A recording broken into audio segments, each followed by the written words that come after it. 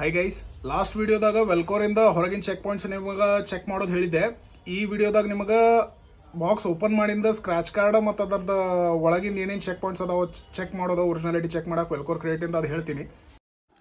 First ಹೊರಗಿನ transparent seal ತೆಗೆದ ಮೇಲೆ ಕ್ಯಾಪ್ ಓಪನ್ ಮಾಡಿದರೆ ಈ ಥರದ QR ಕೋಡ್ ಮತ್ತು ಸ್ಕ್ರಾಚ್ ಕಾರ್ಡ್ಸ್ ನೋಡ್ಬೋದು. ನೀವು ನಿಮ್ಮ QR ಕೋಡ್ ಮತ್ತು ಸ್ಕ್ರಾಚ್ ಕಾರ್ಡು ಈ ಥರದ ಇರಬೇಕಾ. ಕ್ಯಾಪ್ ಸೀಲು ವೈಟ್ ಕಲರ್ ಐತಿ, ಏನೂ ಮಾರ್ಗಿರ್ಗಿಲ್ಲ. ಸ್ಕ್ಯಾನ್ ಮಾಡ್ಕೊರಿ ಅದನ್ನು. ವೆಲ್ವರ್ಸ್ಟಿಂದ ಅಫಿಷಿಯಲ್ ಸೈಟ್ ಓಪನ್ ಆಗ್ತೈತಿ.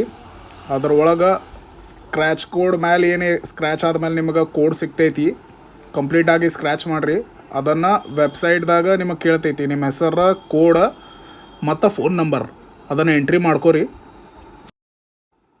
ಎಲ್ಲ ಡೀಟೇಲ್ಸ್ ಎಂಟ್ರಿ ಮಾಡಿದ ಮೇಲೆ ನೀವು ಚೆಕ್ ನಾವು ಅಂತ ಇರ್ತೈತಿ, ಅದ್ರ ಮೇಲೆ ಕ್ಲಿಕ್ ಮಾಡ್ಬೋದು. ಕ್ಲಿಕ್ ಮಾಡಿಂದ ನಿಮಗೆ ಅದು ಒರಿಜಿನಲ್ ಐತಿಲ್ಲ ತೋರಿಸ್ತೈತಿ.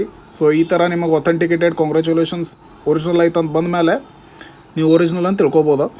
ಸೊ ಓಪನ್ ಮಾಡಿದ ಮೇಲೆ ಏನಿರ್ತೈತಿ, ಇದ್ರೊಳಗೆ ಒಂದ ನೋಡೋದಿರ್ತೈತಿ ಕ್ರಿಯೇಟಿಂದ ಕಲರ್ ಪ್ಯೂರ್ ವೈಟ್ ಇರಬೇಕಾ.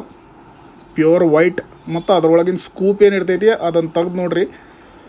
ಸ್ಕೂಪ್ ಏನೈತಿ ಅದು ಈ ಥರದ್ದು ಇರ್ತೈತಿ. ಸ್ಕೂಪ್ಸ್ ಏನಿರ್ತೈತಿ ಅದ್ರ ಮೇಲೆ ಎರಡೂ ಸೈಡ 3 ಮಾರ್ಕಿಂಗ್ ಅದಾವೆ. 2.5 ಗ್ರಾಮ್, 4.5 ಗ್ರಾಮ್ ಮತ್ತು 6.5 ಗ್ರಾಮ್.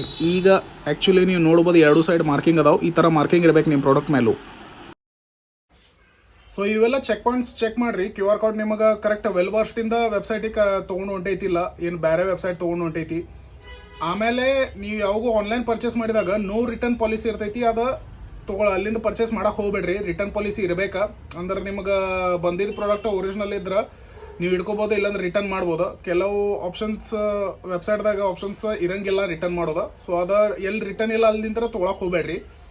ಆಮೇಲೆ ಆಫ್ಲೈನ್ ಸ್ಟೋರ್ದಾಗ ಹೋಗಿದ್ರೆ ನೀವು ಎಲ್ಲ ಚೆಕ್ ಪಾಯಿಂಟ್ಸ್ ಚೆಕ್ ಮಾಡಿನ ತೊಗೋರಿ, ಪರ್ಚೇಸ್ ಮಾಡಿರಿ. ಮತ್ತು ನಿಮ್ಮ ಫ್ರೆಂಡ್ಸ್ ಯಾರು ವೆಲ್ಕೋರ್ ಕ್ರಿಯೇಟಿನ್ ಯಾರು ಯೂಸ್ ಮಾಡತ್ತಾರ ಆಗಲೇ ಪರ್ಚೇಸ್ ಮಾಡೋರು ಅದಾರ ಅವ್ರಿಗೆ ಇದು ವಿಡಿಯೋ ಶೇರ್ ಮಾಡಿರಿ.